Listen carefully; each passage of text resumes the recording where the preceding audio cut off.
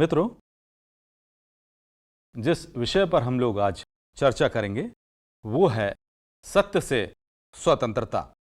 विषय का नाम है सत्य से स्वतंत्रता। भारत एक स्वतंत्र देश है और मैं इस देश का निवासी हूं और मैं अपने देश से बहुत प्यार करता हूं। हम सब अपने देश से बहुत प्यार करते हैं। हम सब स्वतंत्र होना चाहते हैं। हम में से कोई भी गुलाम नहीं होना चाहता। किसी की गुलामी हमें बर्दाश्त नहीं है। इसलिए हम अपने जिस देश में रहते हैं वो देश हमको स्वतंत्र घोषित करता है। हम किसी के इस देश में गुलाम नहीं है। पवित्र शास्त्र बाइबल में एक जगह यूहन्ना रचित सुसमाचार उसके 8 और 22 में खुदावंद यीशु मसीह ने कहा, सत्य को जानो तो सत्य तुम्हें स्वतंत्र करेगा। सत्य को जानो तो सत्य तुम्हें स्वतंत्र करेगा। उपस्थित लोग जब ये सुन रहे थे तो वे आश्चर्य से भर गए, क्योंकि वे एक स्वतंत्र देश के निवासी थे और यह बात उनको बहुत ज्यादा झटका देने वाली थी, क्योंकि वे किसी के गुलाम नहीं थे। उन्होंने प्रभु यीशु मसीह से कहा, हम तो गुलाम नहीं हैं, हम तो स्वतंत्र हैं, स्वतंत्र देश के निवासी हैं। फिर आप क्यों कहते हैं कि सत्य को जानो और सत्य तुम्हें स्वतंत्र करेगा? प्रभु यीशु मसीह जिस गुलामी की बात कर रहे थे वो थी मनुष्य की आंतरिक सत्ता। और मनुष्य के अंदर पाप का साम्राज्य है। मनुष्य के अंदर पाप राज करता है। मनुष्य की आत्मिक दशा पाप की गुलाम है।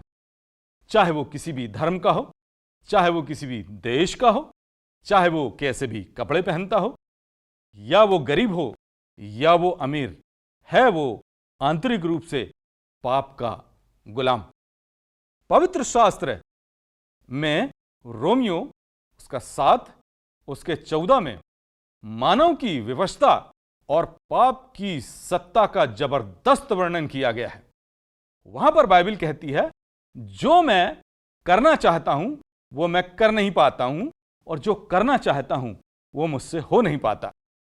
पवित्र बाइबल मानव की आंतरिक दशा के बारे में वर्णन करना चाहती है। मनुष्य करना कुछ चाहता है, उससे हो कुछ जाता है, क्योंकि उसके अंदर एक सत्ता काम कर रही है जो परमेश्वर के विरोध में जाती है, जो उसके वश में नहीं है, जो अच्छा होने नहीं देती। एक आंतरिक सत्ता मुझ में काम करती है, एक आंतरिक सत्ता आप में काम करती है, एक आंतरिक सत्ता पूरे विश्व के मानव के अंदर काम करती है। मानव आज पाप का गुलाम है, चाहे वो बच्चा हो या बड़ा।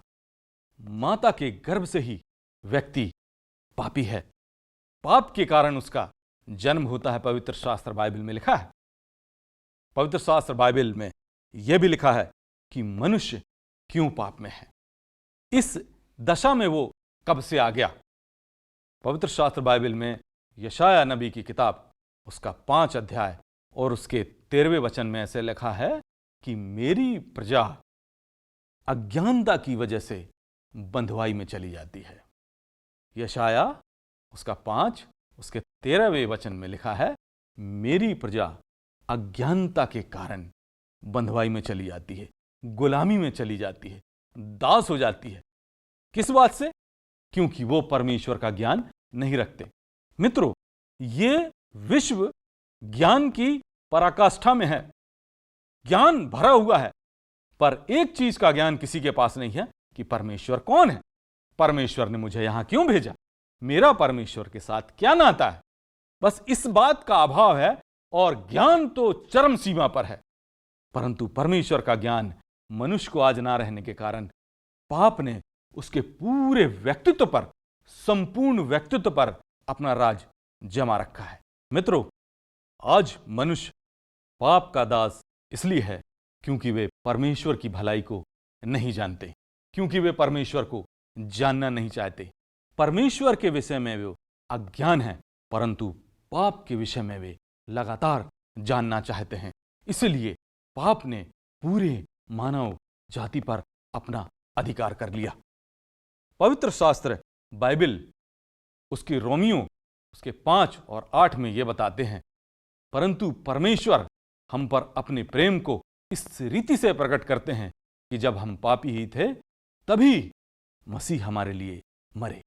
ये है वो ज्ञान जिसकी वजह से मनुष्य पाप से छुटकारा प्राप्त कर सकता है कि जब हम पापी ही थे तब मसीह हमारे लिए मरे।